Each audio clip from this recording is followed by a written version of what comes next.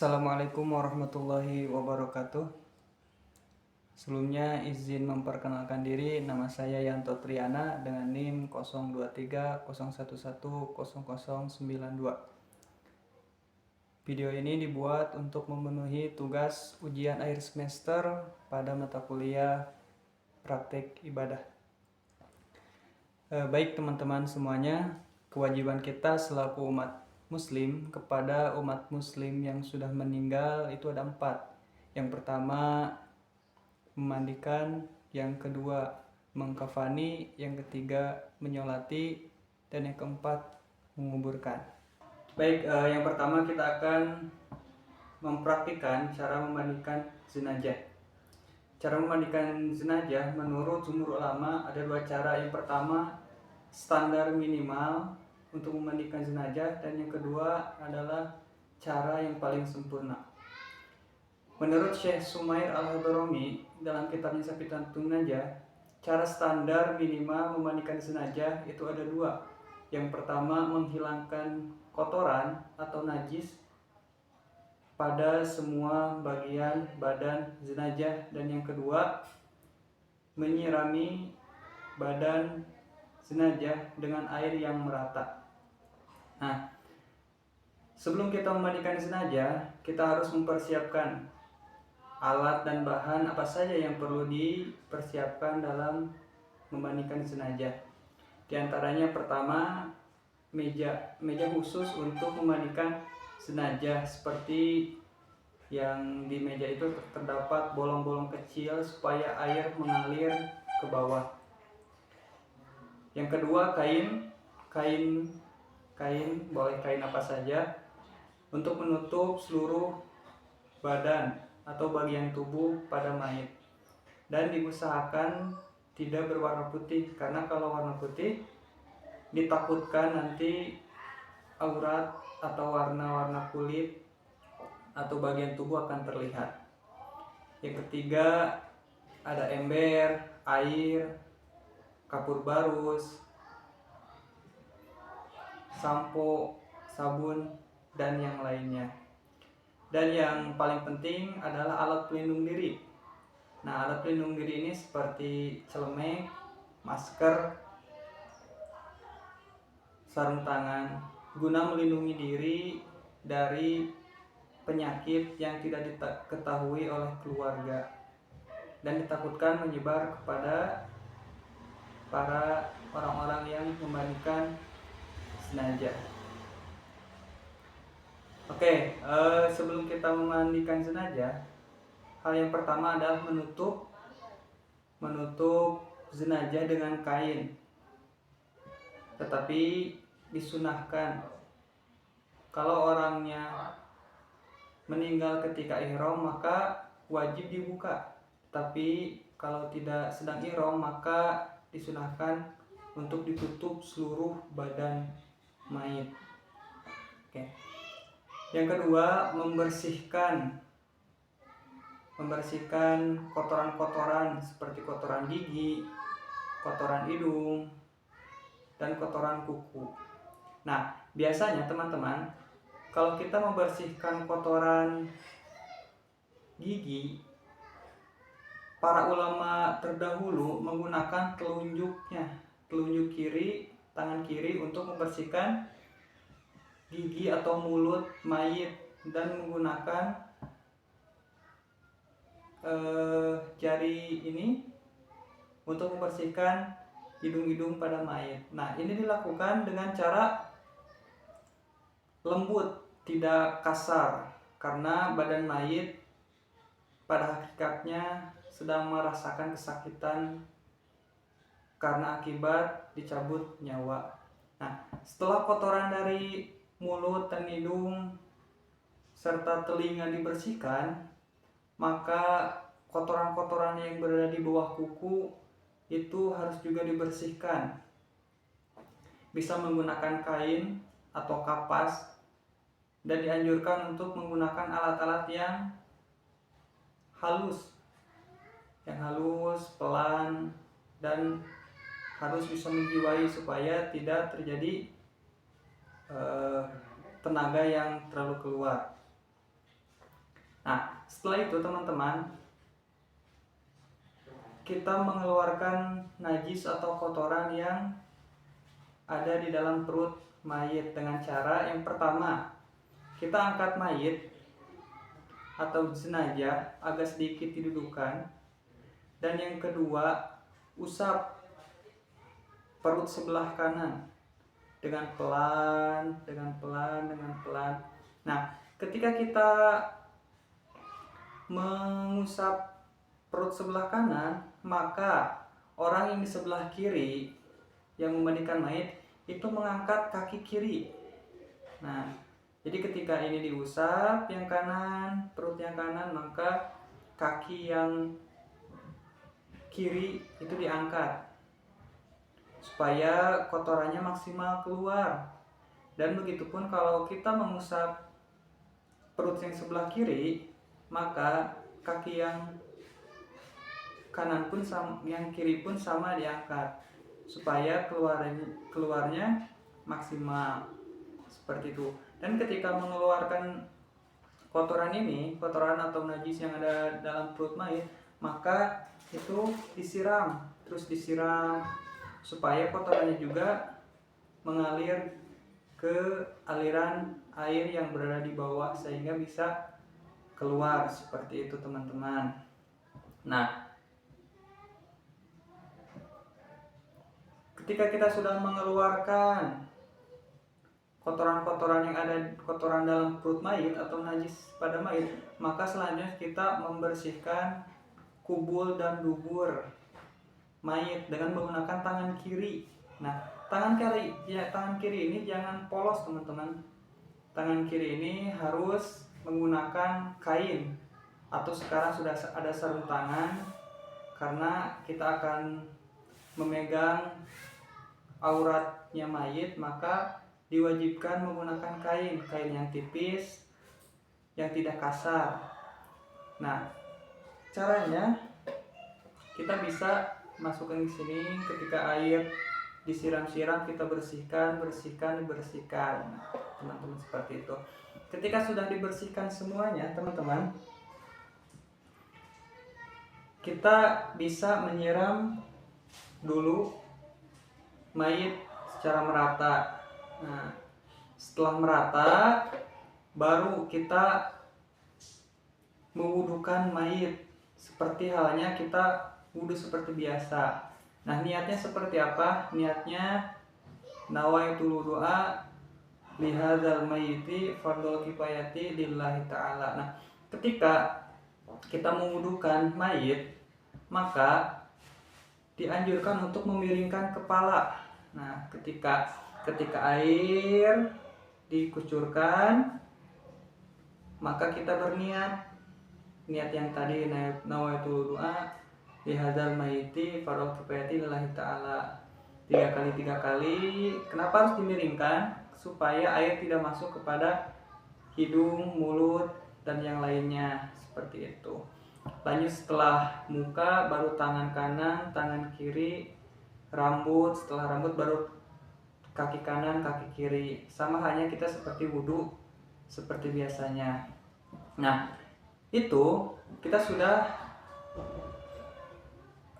melaksanakan tata cara sebelum kita memandikan jenazah. Itu hanya langkah persiapan sebelum memandikan jenazah. Nah, setelah ini baru kita mulai memandikan jenazah, teman-teman. Nah, yang pertama, airnya boleh pakai gayung atau selang yang sudah mengalir air. Nah, kita mulai. Nah, baru di sini, awalan di sini kita berniat nawaitul ghusla lihadzal mayyiti fardhu kifayati lillahi ta'ala. Nah, kita ratakan airnya semuanya, kita ratakan. Setelah diratakan semua airnya, kita miringkan sebelah kanan. Nah, kita sebelah kanan dulu di sini. Kita bersihkan sebelah kanan. Nah, sebelum memiringkan ke sebelah kanan, teman-teman, kita kakinya harus seperti ini, sehingga yang bagian belakang ini itu tersirami air. Setelah tersirami air, baru dibalikan, dimiringkan ke sebelah yang berlawanan, baru kita bersihkan seperti teman-teman. Nah, setelah itu baru kita sampo teman-teman. Kita sampo, mana samponya? Nah, kita sampo rambut mayit dengan cara disuai-suai, disisir, jangan terlalu keras teman-teman, diusap, dirapihkan.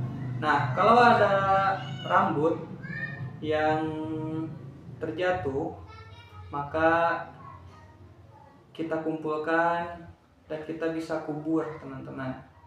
Nah, setelah itu baru kita siram badan mayit menggunakan air sabun yang sudah dicampur sabun.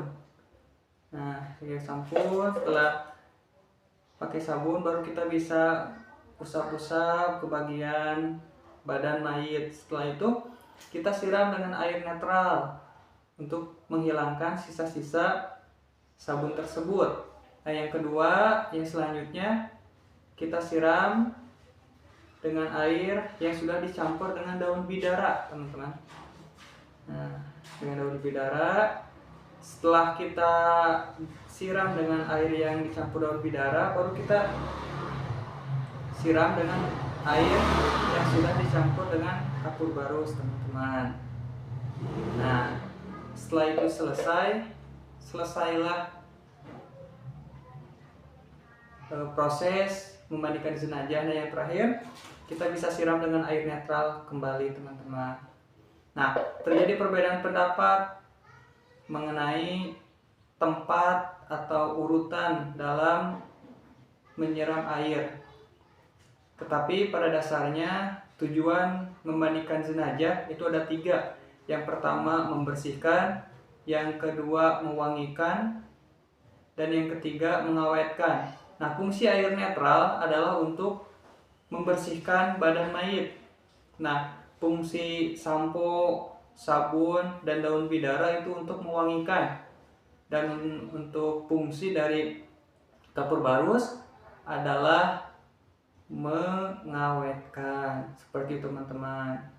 Jadi sebetulnya sederhana untuk cara memandikan jenazah. Yang pertama, kita harus menghilangkan dahulu kotoran yang ada di jenazah, dan yang kedua menyirami air kepada jenazah dengan cara merata. Tidak ada satu bagian pun yang tidak terkena air, wajib terkena air teman-teman. Nah, mungkin itu saja yang dapat saya sampaikan, dan mungkin kita akan lanjut dengan mengkafani jenazah teman. Yang kedua, kita akan mengkafani jenazah. Nah, yang pertama harus disiapkan itu kain beserta talinya teman-teman. Nah, kain seperti ini ya. Nah, untuk tali ini itu disesuaikan dengan kebutuhan teman-teman. Mau menggunakan berapa tali itu disesuaikan dengan kebutuhan teman-teman, karena tidak ada ketentuan khusus dalam penggunaan berapa talinya. Nah, di sini saya menggunakan 3 tali karena memang ukuran jenazahnya kecil, jadi hanya menggunakan 3 tali. Oke, kita susun talinya. Yang pertama, kita susun talinya, diusahakan supaya lebih panjang ke sebelah kanan, karena nanti ikatan pada tali ini itu berada di sebelah kiri seperti teman-teman. Nah, selanjutnya kita susun kain kafan. Nah, kenapa kain kafannya harus putih? Karena menggunakan kain kafan berwarna putih itu sunnah. Adapun menggunakan kain kafan seperti warna merah, hitam, dan sebagainya itu makruh teman-teman.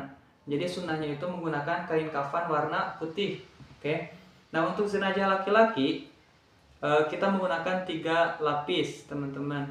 Nah, tidak semua 3 lapis ini harus menutupi, tapi kombinasi dari 3 lapis ini harus menutupi seluruh bagian anggota tubuh jenazah teman-teman. Oke, kita susun dulu teman-teman. Yang pertama susun di tengah, yang kedua kita susun sebelah kanan, yang ketiga kita susun sebelah kiri teman-teman. Nah seperti ini.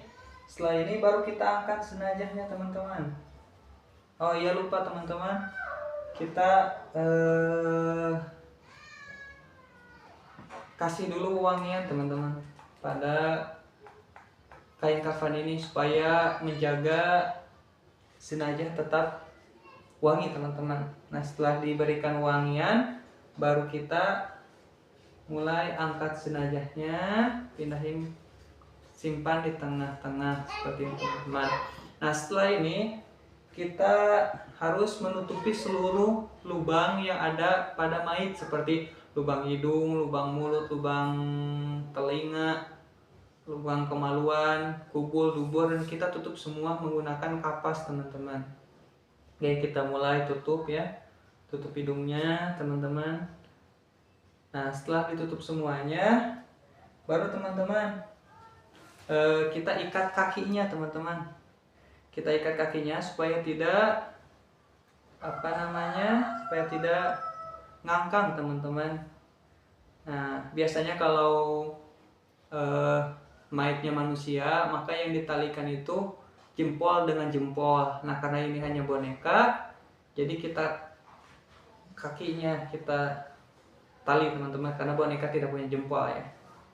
Nah kita tali. Setelah kita tali teman-teman, baru si jenazah itu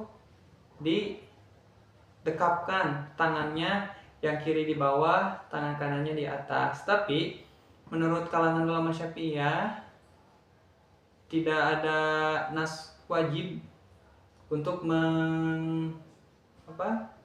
tangannya seperti sedang sholat teman-teman. Jadi tangannya bisa diposisikan lurus atau seperti apa, itu disesuaikan dengan teman-teman.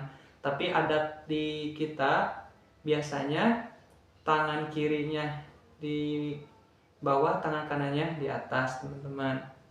Oke, kita mulai. Tangan kirinya di bawah, tangan kanannya di atas teman-teman. Oke. Nah setelah seperti ini teman-teman, kita mulai untuk membungkusnya teman-teman. Yang pertama kita bungkuskan. Nah kita bikin rapihkan teman-teman. Dirapihkan. Nah dirapihkan teman-teman. Setelah lipatan yang pertama, kita mulai lipatan yang kedua teman-teman. Nah setelah lipatan yang pertama dan yang kedua selesai, maka kain yang tadi itu dicabut teman-teman. Dicabut dengan pelan, menjaga supaya si mayitnya tidak sakit teman-teman. Nah dicabut seperti ini. Nah setelah seperti ini kita buat rapihkan lagi teman-teman. Nah ini lipatan yang terakhir. Ini lipatan yang terakhir. Kita bikin rapih teman-teman. Lipatan yang pertama. Ini lipatan yang kedua teman-teman.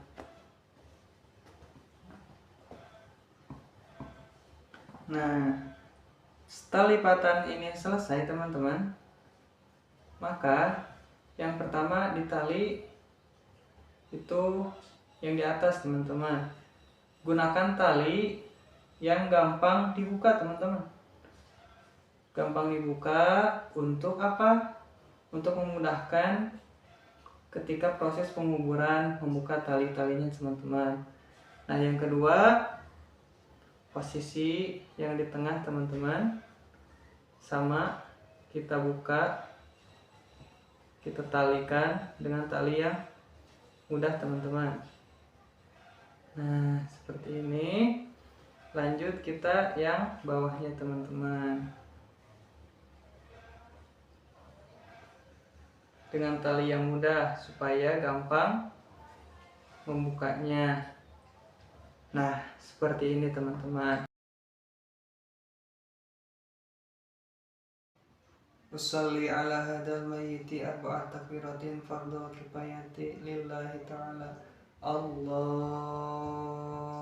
Akbar. Bismillahirrahmanirrahim. Alhamdulillahi rabbil alamin. Ar-Rahmanir-Rahim. Maliki yaumiddin. Iyyaka na'budu wa iyyaka nasta'in. Ihdinas siratal mustaqim. Siratal ladzina an'amta 'alaihim ghairil maghdubi 'alaihim waladdallin.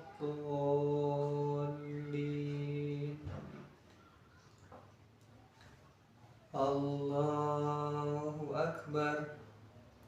Allahumma sholli ala Sayyidina Muhammad wa ala ali Sayyidina Muhammad kama shallaita ala Sayyidina Ibrahim wa ala ali Sayyidina Ibrahim wa barik ala Sayyidina Muhammad wa ala ali Sayyidina Muhammad kama barakta ala Sayyidina Ibrahim wa ala ali Sayyidina Ibrahim bil alamin innaka Hamidum Majid. Allahu Akbar. Allahumma ighfir lahu warhamhu wa'afihi wa'fu anhu wa akrim nuzulahu wa wasi' madkhalahu waghsilhu bil ma'i wassalji wal baradi wa naqihi minal khotoya kama yunaqqa thawbul abyadu minad danas wa abdilhu daran khairan min darihi wa ahlan khairan min ahlihi wa zawjan khairan min zawjihi wa adkhilhu jannata wa 'idhu min adzabil qabri wa min adzabin nar. Allahu Akbar. Allahumma la tahrimna ajrahu wa la taftina ba'dahu waghfir lana wa lahu. Assalamualaikum warahmatullahi. Assalamualaikum warahmatullahi.